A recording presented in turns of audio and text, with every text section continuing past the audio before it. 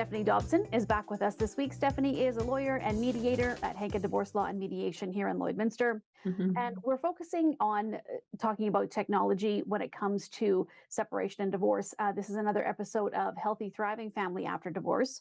So today we're particularly going to talk about how communications and technology kind of intersect for parents when they're dealing with separation and divorce. It's already a sticky situation, so anything that can help is obviously a good thing. So let's talk about some tips, Stephanie, on how parents can integrate technology, especially when they're co-parenting and going through this.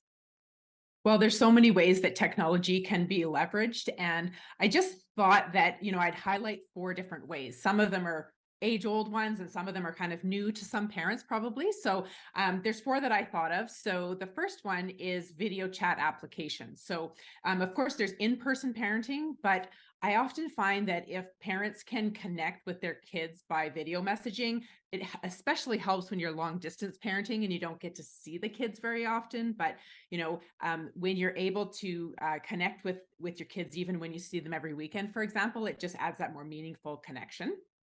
So second, there's tools out there to help track substance use by a parent. So some families may have heard about the company called SoberLink. It's one of the leaders in the market about how to track live time whether the other parent has consumed any alcohol. So if alcohol is an issue in your family, that might be something that could help you.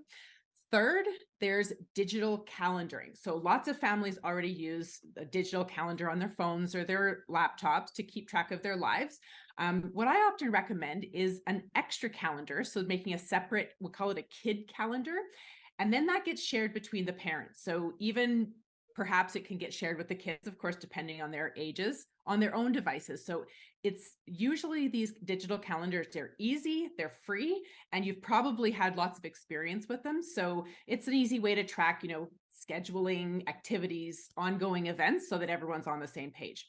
And the last one I want to highlight is my favorite, which are co-parenting apps. So these are for parents who want really a one-stop place to go for everything relating to their co-parent and any kid-related issues. Well, they say there is an app for everything, Stephanie. So, as you mentioned, it can be used in this case as well. So, what are some of the things that you can communicate using apps, and what would you use them for when you're going through divorce and separation? Well, these apps, there's so many of them out there. A simple Google search would bring up all the different ones that are out there, of course. But so I just want to highlight some of the features that the parents that I work with have really liked. So the first one that's available on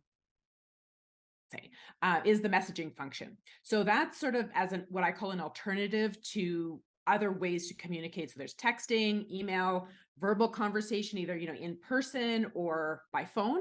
But when there's lots of conflict between the parents, it's really a better way to communicate is in writing and in a way that creates a little bit more time and space. So having to log into the app, yeah, there's the Face ID and everything, but having to log into the app, go into the message, it just really slows down that communication. And I find that it's really helpful. There's other extra features that I know parents love with these apps. All of them are slightly different, but things like tracking the kids' expenses, reimbursements being requested. You might be asking for a time swap, so this weekend instead of next weekend. Even GPS markers to confirm where you are. I said that I'm at the swimming pool, and yes, I am. Here's my GPS marker, and even kid data. One of my favorites is called Our Family Wizard. There's lots of them out there. Check them out and see which one you might like, but that's my favorite. Why would parents want to use an app to communicate, Stephanie? What are some of the benefits of using that? Well, there's lots, of course, but there's a few that I want to highlight here. So one of them is a permanent digital record for all things parenting. So I talked a moment ago about this being in a one-stop shop for everything co-parenting. And by having everything tracked in one place, if you ever needed to go back and find stuff, it's right there in one place.